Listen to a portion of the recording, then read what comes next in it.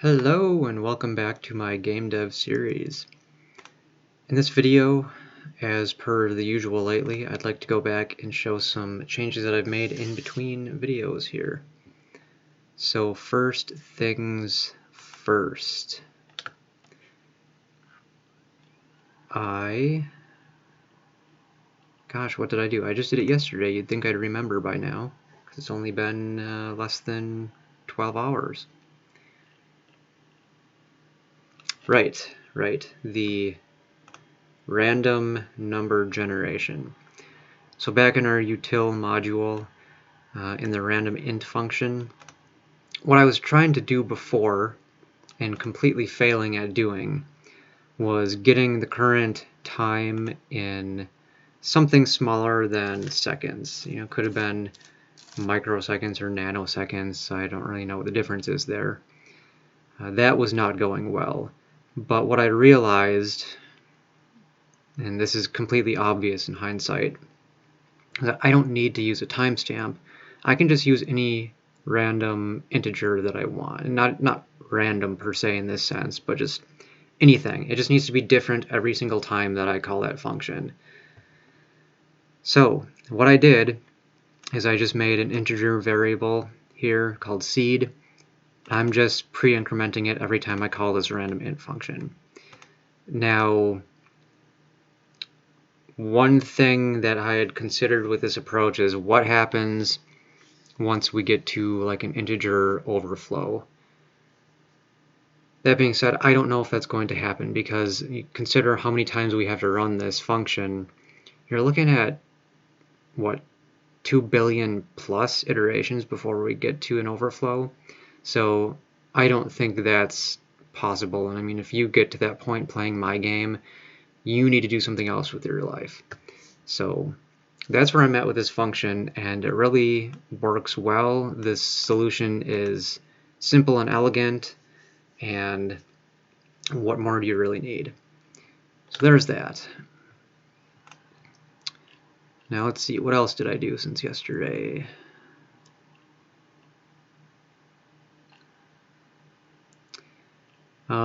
Back in our battle code,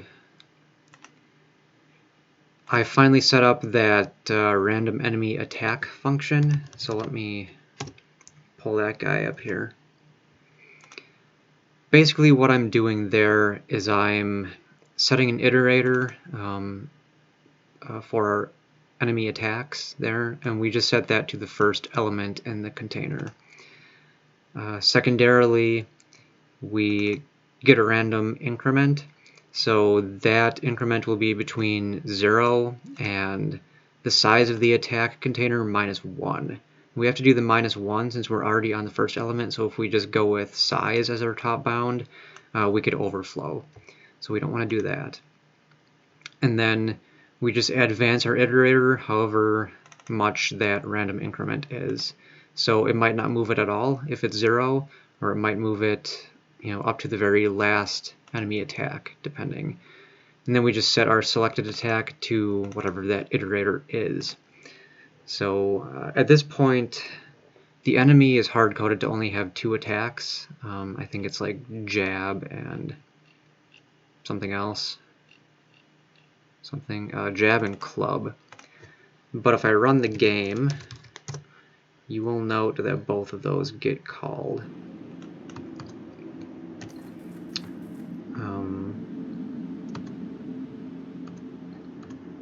Enemy uses jab. Enemy uses jab. Enemy uses jab. Enemy uses club. Enemy completely missed. So I still do have that randomness in battles, which is pretty cool. I think those are the main changes that I had outstanding to be showed yet.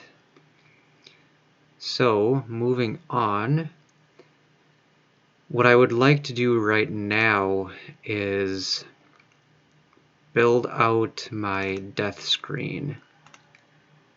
So that'll be once you die, I want to display basically all the statistics that I'm collecting in the game. So that is how much wood you've collected, how many skeletons you've killed, what your total score is, so on and so forth. And also, when you die, there should be a death sound. Now, I had a death screen in the past, but when I was rewriting my game, I had taken that out, and I just hadn't really gotten back to building that in again. But now seems like an opportune time, because now that we have battles and kind of a succinct way to die and to basically end the game, well, we want to have a definitive ending there. We don't just want the window to close. So let's get something built up for that.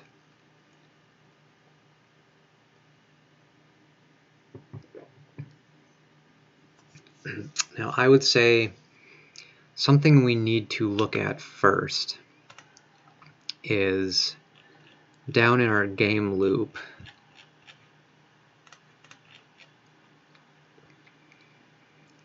We're running this while loop while the game is not over. So what I'm doing in the battle loop, though,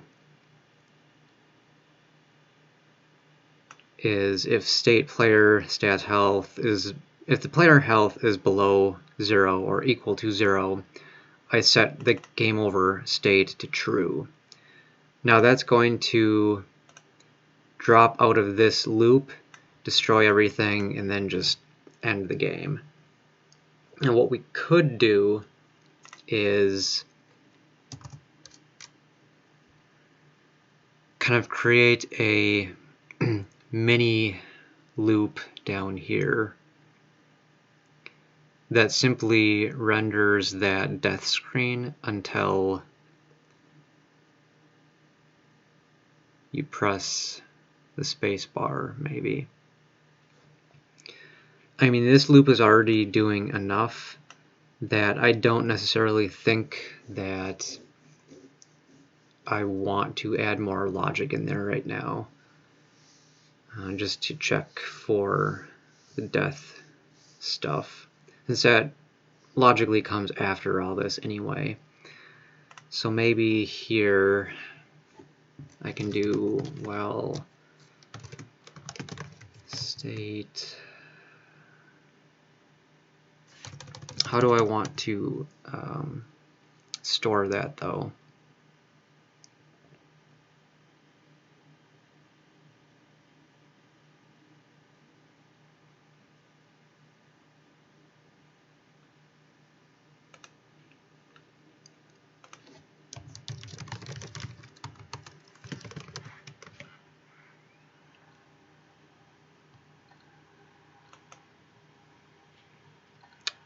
Hopefully this doesn't end up too hackish, but if it is hackish, I can always go back and reassess how it needs to be. I think the important thing a lot of times is just to get something down in the code, because then you really know how to architect it after you have something. It can be a little ambiguous beforehand. Death screen showing equals true. Well, death screen showing. We'll need to do death screen handle key events. Pass an event.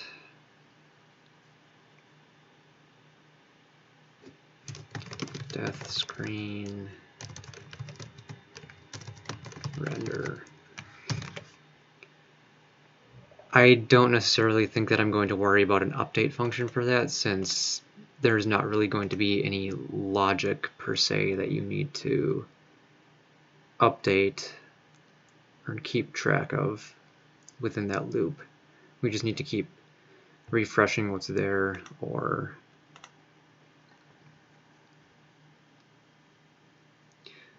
I mean, I guess you don't even have to have that on a loop, would you, so much? You could, well, you do, because you need to keep, you need to keep the application running until that variable is set to false. So yeah, you still do need a loop. It can't really be just a static kind of screen at that point. So I think in death screen we have handle key down. I want to change that to handle key events. So I'm gonna copy that out of here. And I don't think we even need a separate handle key down event, because we're only going to be checking for two things here.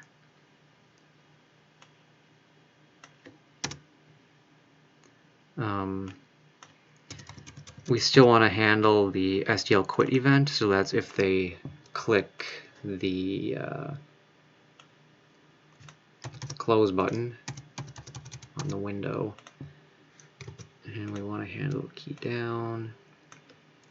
So what that used to do was something like this: switch key sim. I'll just copy that. I'll remove a bunch of stuff.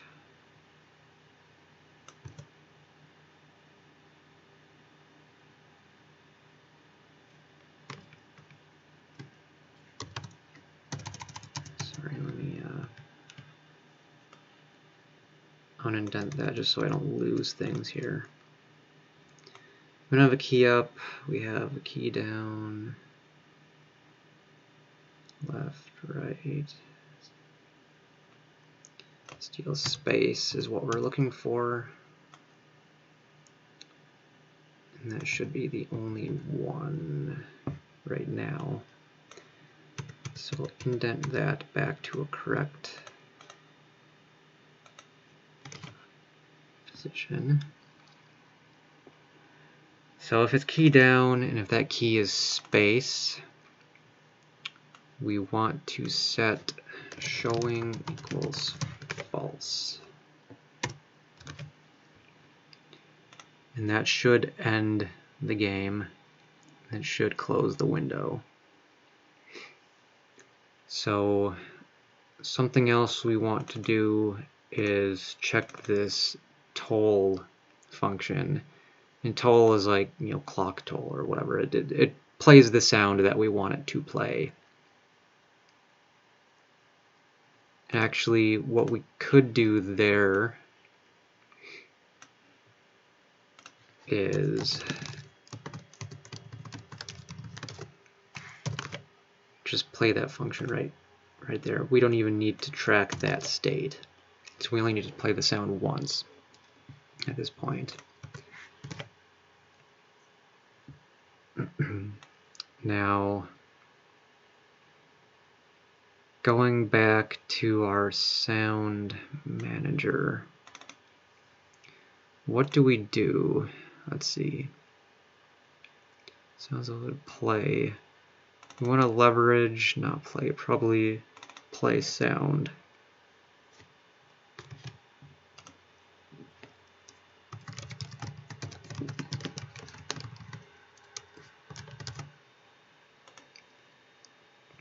So we pass in the sound. Let's just find a place where this function is used.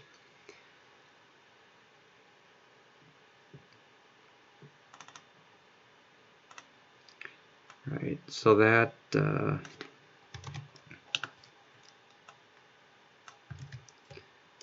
gets used for the player walk sound. And now this sound is going to be in our assets, hopefully, if I still have it. Sound death.og.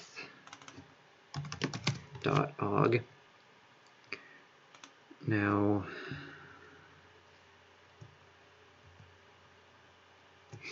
let's look at our definition here.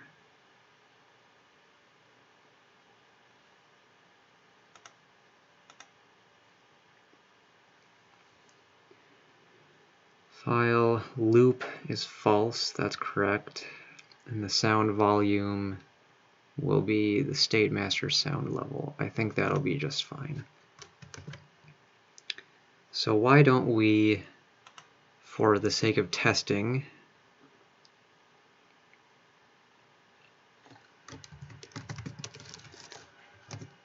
put our health down to a very low.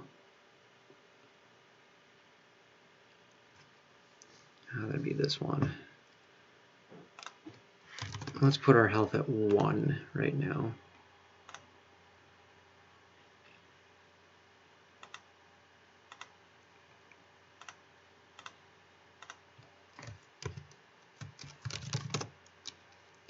Build that. Oh boy. State undo. Right, because I need to actually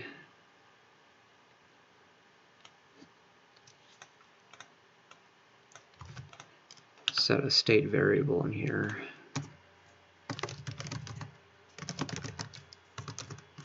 Or a pointer to state, I should say.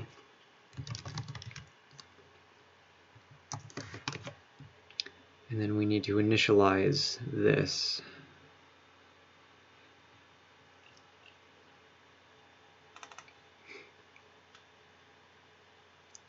So let me add these to the header as well quickly. Told is gone. We have our init, we have toll. Handle key events gets called externally. Does not handle key down anymore. Render as well gets called externally, so that should be fine. Now going back to our engine, to our init function, I want to call init for death screen and pass in state. That should help a lot.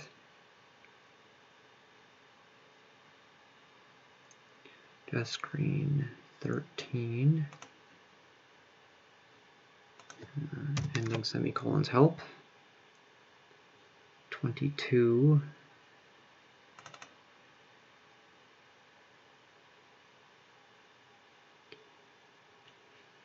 It helps if you copy and paste things correctly and clean that up correctly. Keysim. I think that is event keysim. What do we pass into these? Yeah, we pass in that, so it might be something more like that.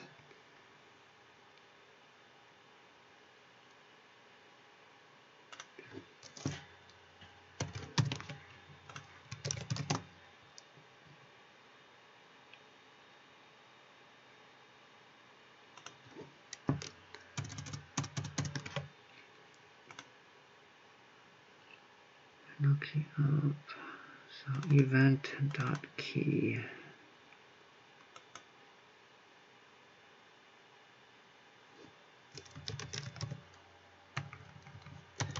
I don't know ultimately what that syntax is going to have to look like. It seems like it likes that a bit more.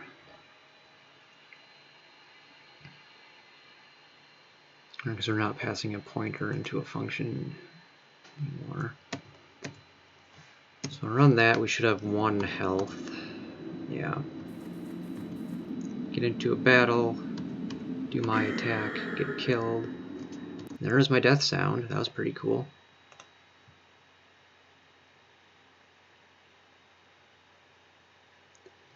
It did not keep the window open though. I'm going to crank my sound up just so I can hear that cool death sound again.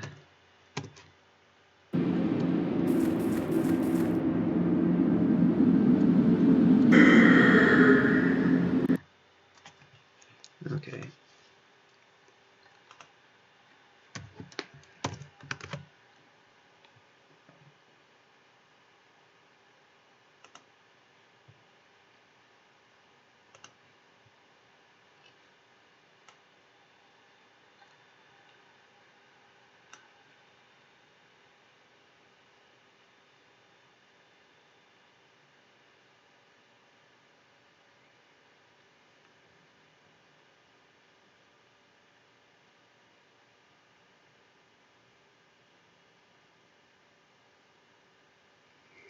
we also need to, well, death screen render needs to clear the screen. That's why we saw the battle still happening. So that'll be util, what is that function called? Clear.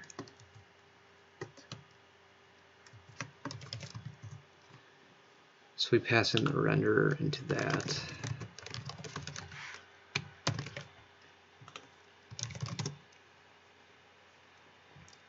So now when I die, it should just be a black screen. It'll play the sound still. Let me keep that up for a while because I like hearing that.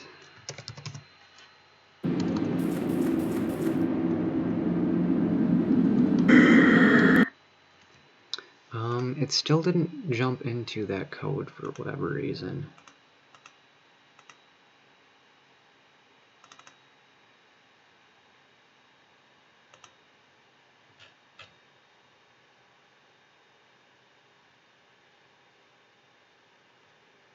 Does that need to be static? I don't know. I don't know if that would be... So there should only be...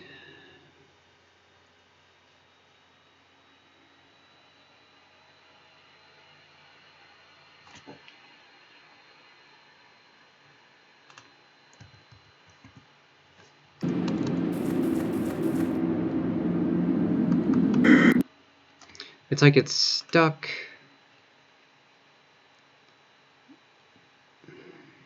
Let me undo that. So it jumps out to here.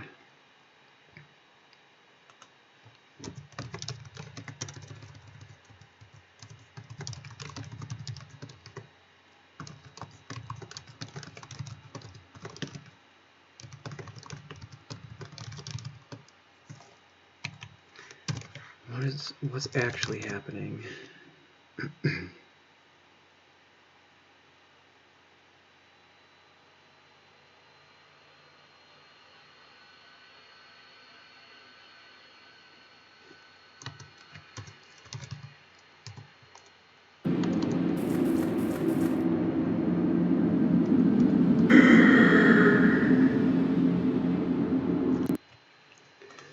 So my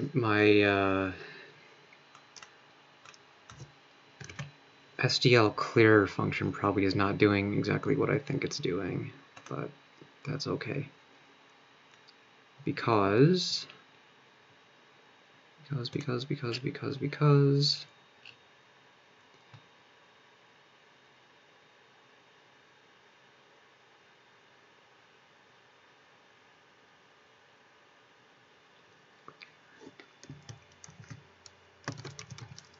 pop that open again. Rendered clear.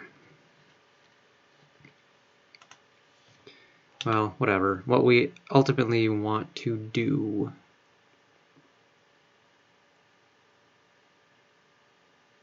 is render a black screen, so color is black needs to be a thing here.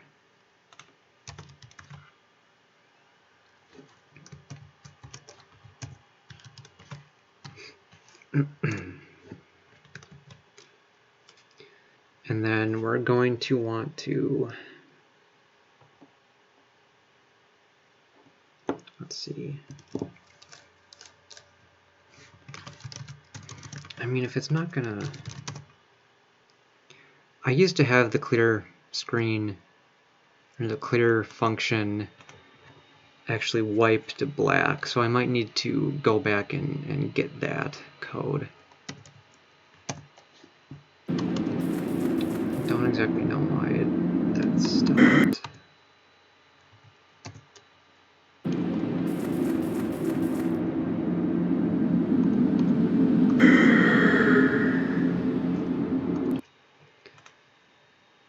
So here, let me just pop up Bitbucket and see if we can check the revision history on that file.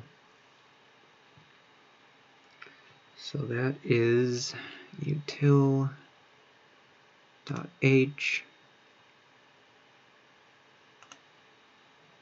history.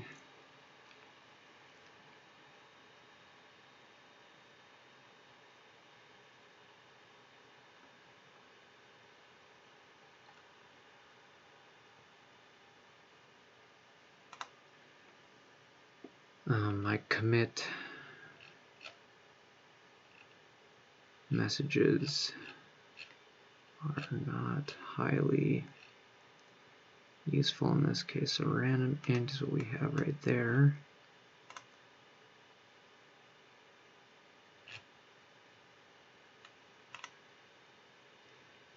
Util, do the includes. I think I already looked at this one. I did.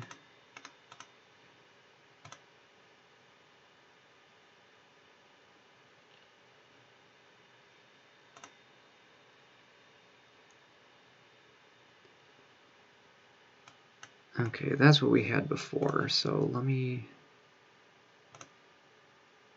view the file at that commit.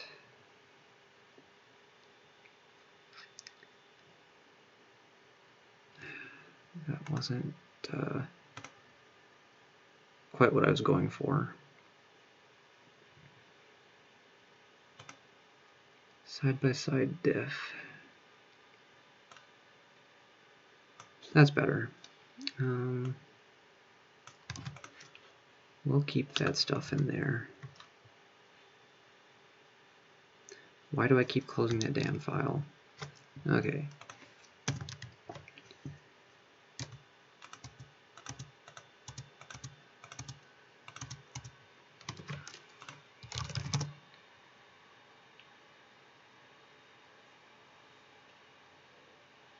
Scaling is not, yeah, because I removed that. Render rect. I don't necessarily think that it's going to know that it needs to be black. We're done with battle. Let me take this out and put it in here. And tell it to render black. We're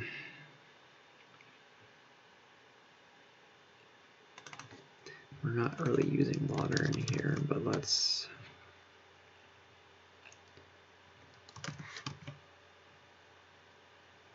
do that. State undeclared. Right, of course it is.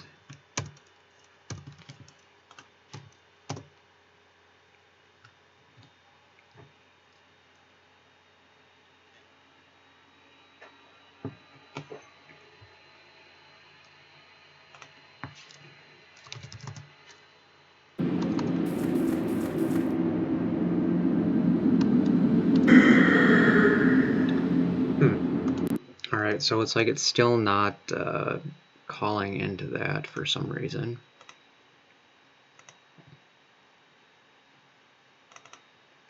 Handle key events or death screen, that is polling, not waiting.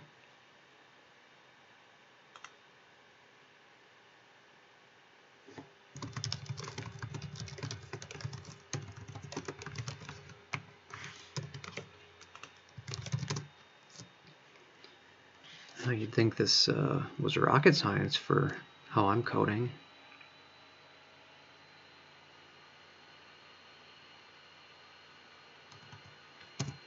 It's like these little stupid nuances that kind of get in the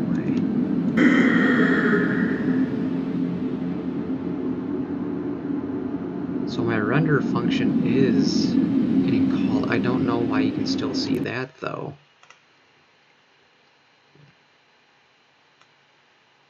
Because util clear is getting called, and that should be.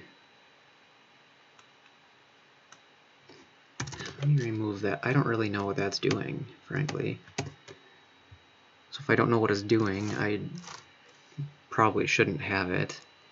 Now I I had assumed that I knew what it was doing, but it isn't doing what I thought it should be doing.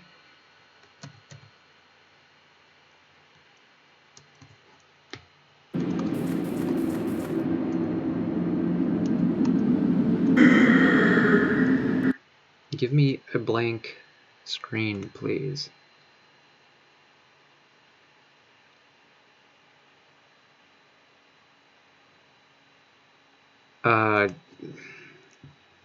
Right, because we need to do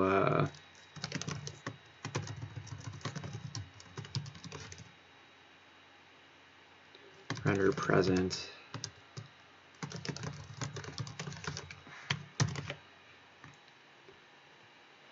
So that kind of helps a little bit.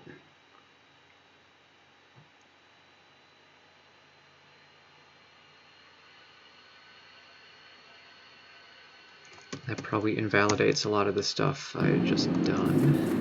Maybe. There we go. Now, it's not actually taking my quit, because that needs to change showing to false. Going back to this, if we keep that line and we comment that stuff out, does SDL render clear actually give me a blank slate?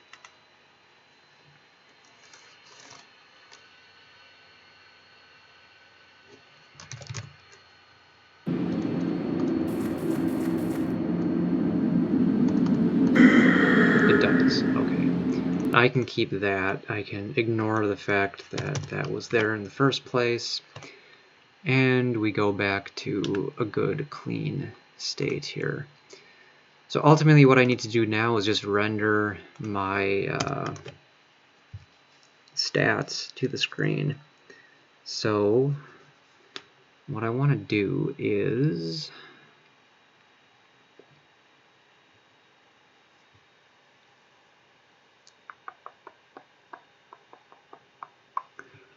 let's kind of copy some of what the title screen is doing, because that's just straight text. Unispace, Venice.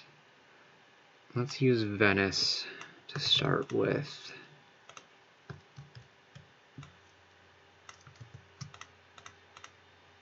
And you died. ...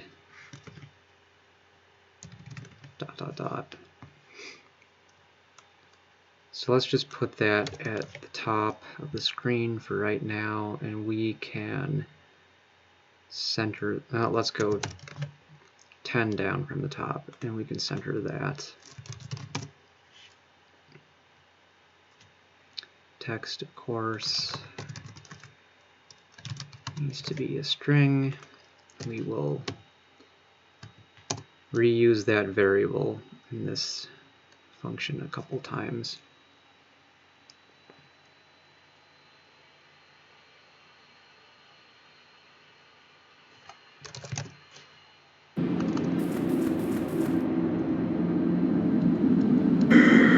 You died. Good to know.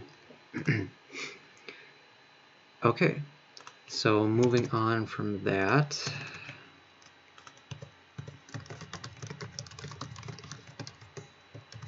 let's set the font to Unicode.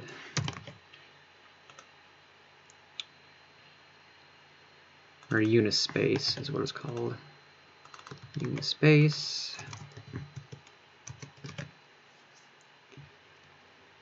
Then we want to go over those stats. So how did I do that in the past?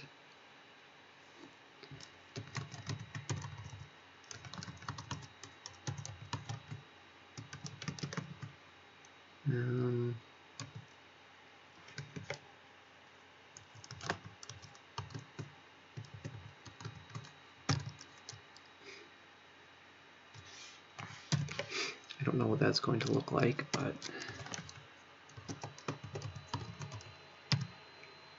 so what stats do we actually have?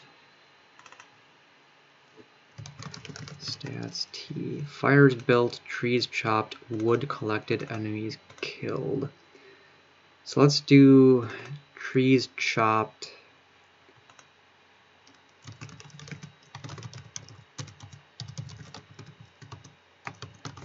Standard to string. I think that's in state player stats. Trees chopped.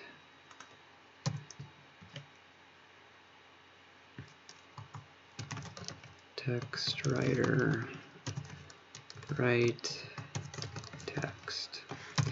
We want to change the cursor X position here and probably the Y.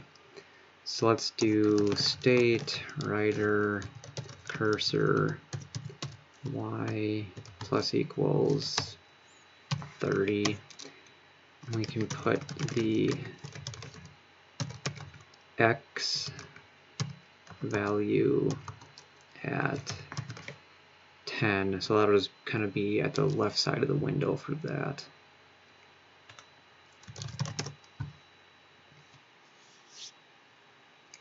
Trees chopped is not okay, so it might not be player stats, it might just be a stats within that state struct. That appears to be the case.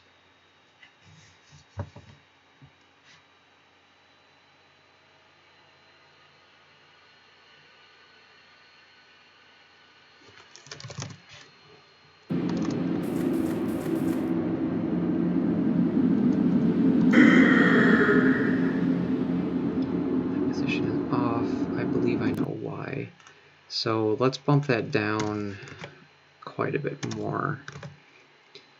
Now that goes back to our state writer.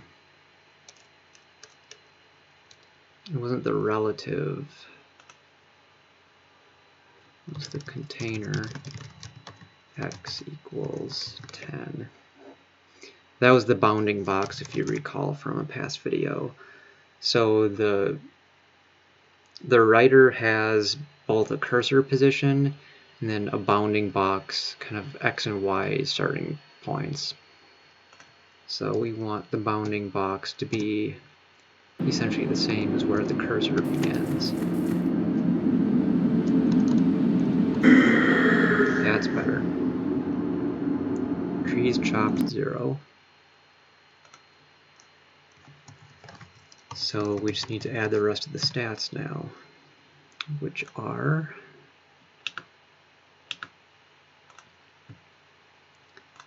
wood collected,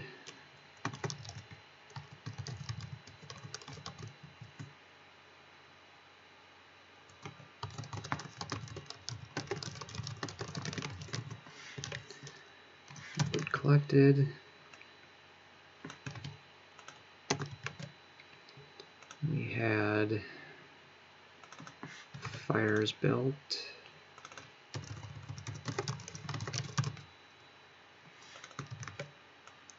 and enemies killed.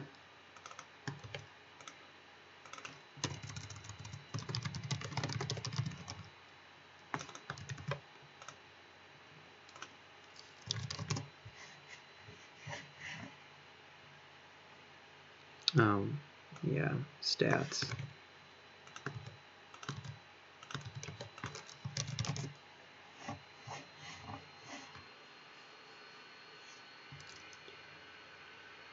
So we will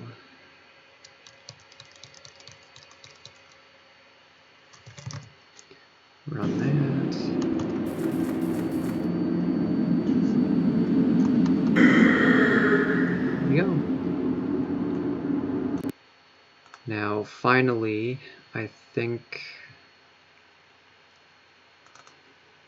I want to put some text at the bottom.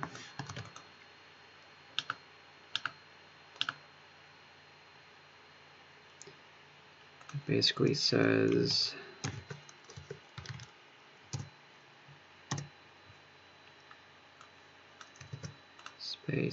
press space to exit. So that should be down at the bottom of the screen in the same font as the "You died" text.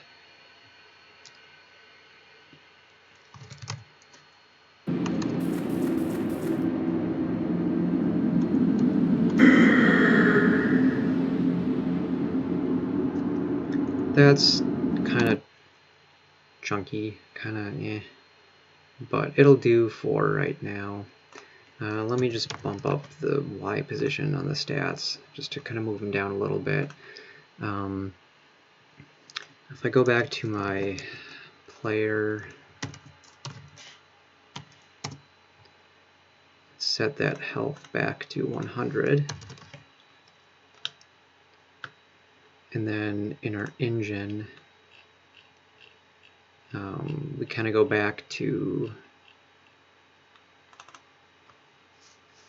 the first map. And then in battle, back up at the top, we have this battle timer. So I want to just set that to a normal time, which will be a random 6 to 10 second interval, which is what the game will ultimately have. We can test kind of a normal progression of the game here. Now, I do still have my player's wood count cranked up right away, but I mean, that'll be fine for testing here. So we have to talk to that dude, kill him. Let's chop some stuff a little bit.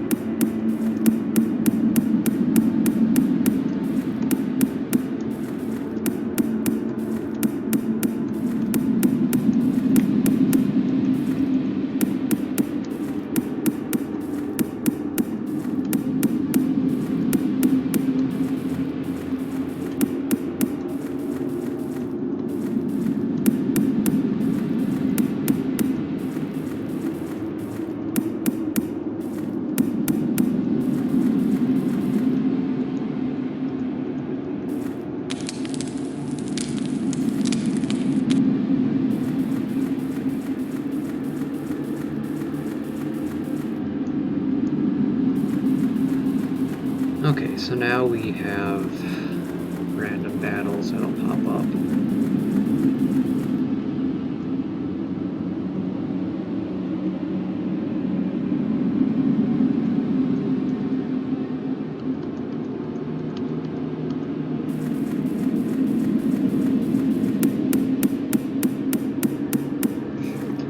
This map will of course change to something else. I mean, obviously it was just for testing, but we'd like to have something more interesting and dynamic here.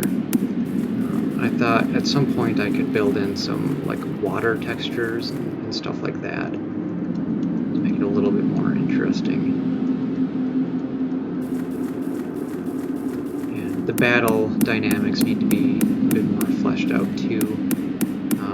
There's basically no point to using other attacks that you have. Like, if the axe is the most deadly and does the most damage, why would you use anything else? Especially when I'm not lowering or somehow decreasing the amount of times you can use the axe. Well, let's not die here yet.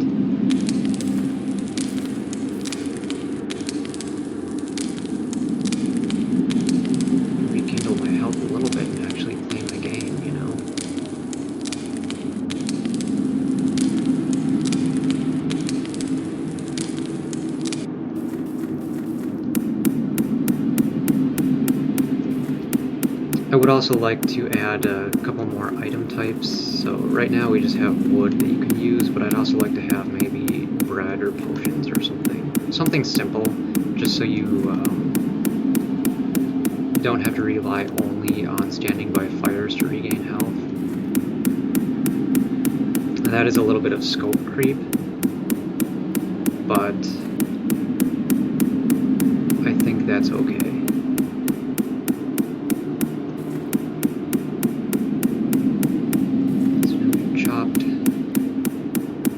All of the trees we can possibly chop in the game by now. Obviously on that starting map I could have cut down all of them, I just didn't take the time to do it because I doubt anybody wants to watch me do that.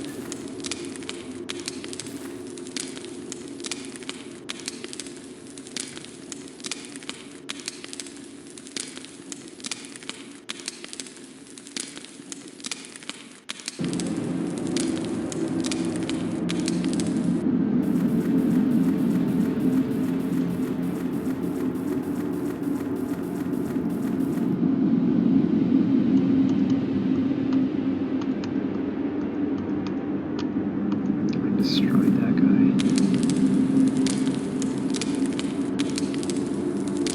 And that is the last fire I can build. Probably didn't do that at the most opportune time. That's okay.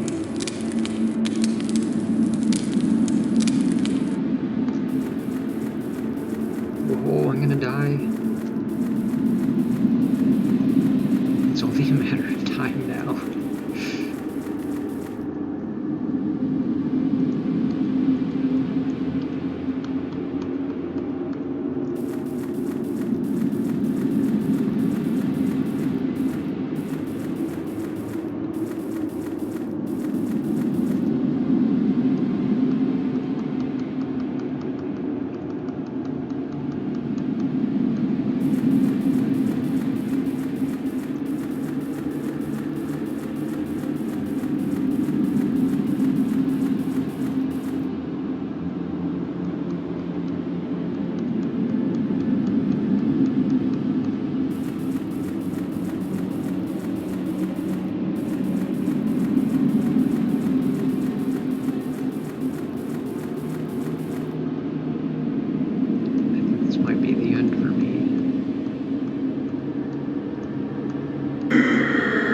Go.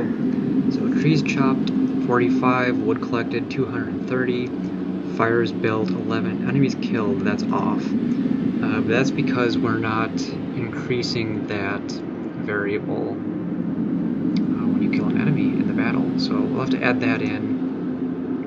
The 1 there is because of that skeleton that we chopped at the beginning, the intro skeleton guy.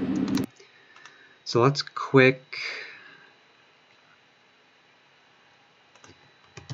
change that back to 1 millisecond. In our engine, let's just change that to battle. So we load up there first. Now, when an enemy is killed,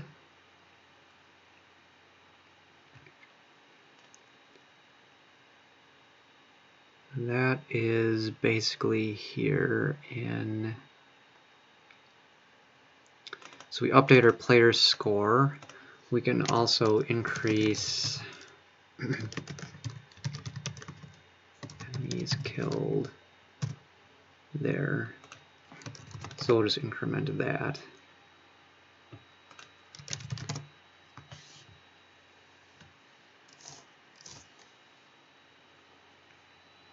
We'll just run through this quick once more.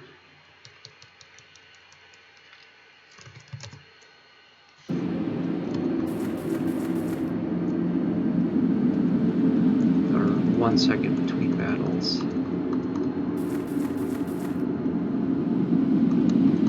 Give or take.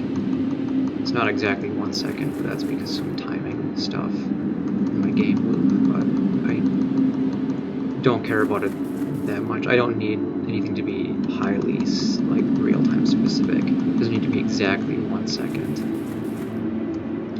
So we should have 4 or 5 enemies killed here.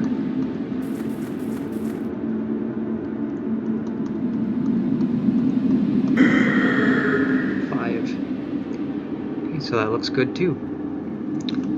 I'm pretty content with where we landed here in this video. Now, arguably, I do have a complete game.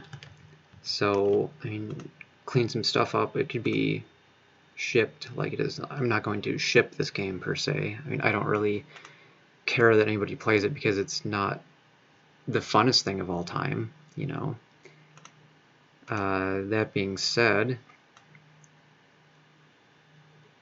it does have a beginning, it does have a middle, and it does have an end. So from that sense, it is a complete game. Now, I don't really like kind of that just play until you die type of thing. I mean, I think it's more enjoyable to actually have a goal, but I don't know what the goal would be yet. So that's something that I'll have to think about, and we can look at implementing some more functionality here. Like I said, different types of items would be nice. And then you can have kind of a mild inventory system, so you can view what you have currently.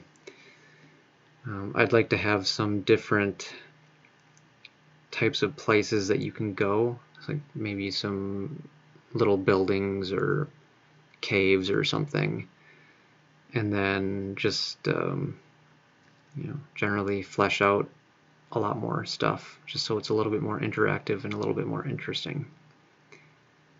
So I think we will move on to some of that in the future. I'll make a list of what I want to do ultimately, and then we can just plug away at it. So until next time, thanks for watching.